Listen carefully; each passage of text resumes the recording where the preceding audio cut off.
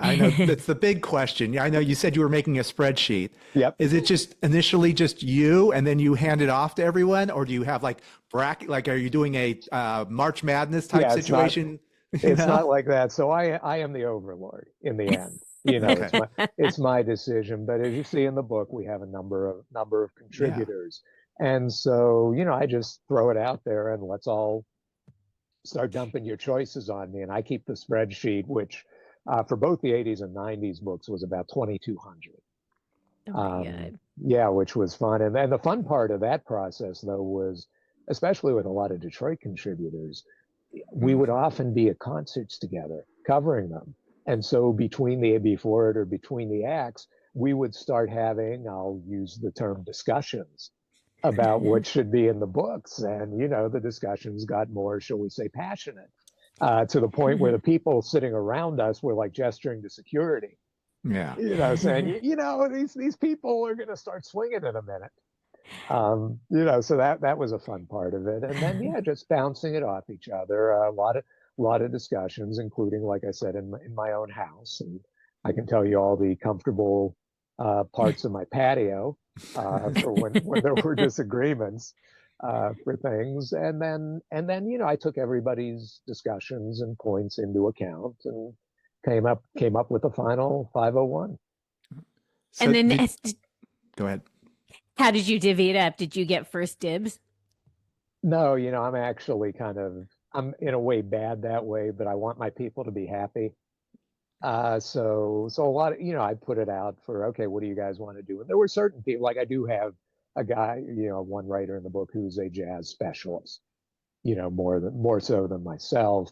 I do know, I have another friend who's a writer in town, and the aforementioned person who lived with me who have a high tolerance for what I would call junk.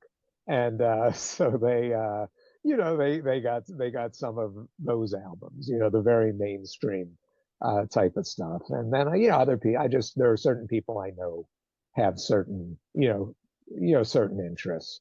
And like I say, you try to make people happy because if they're getting things they're really interested in, they're going to write better.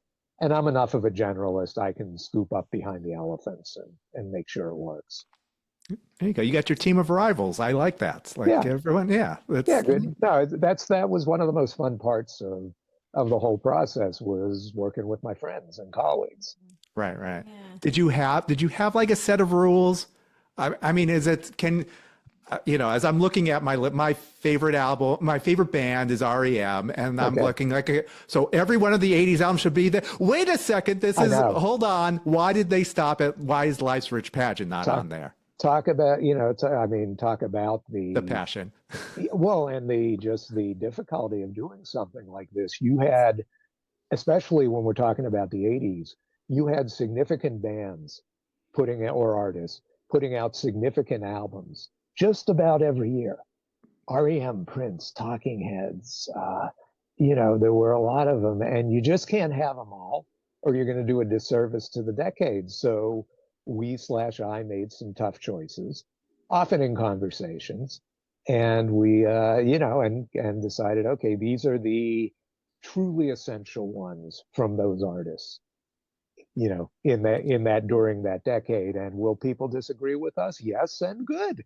Yeah, right. That's the idea here is to feed into that musical geek passion Yeah. and have those disagreements and discussions. We had it in my house last night. My husband wondered why there was only one Rush album, and I wondered why there was Yeah. only one Crowded House album. Boy, crowded. I got it. Well, both of those were tough. I truly felt that though that particular Rush album Yes. was the one, and the others were. And this is you'll notice there's no Jackson Brown in the book.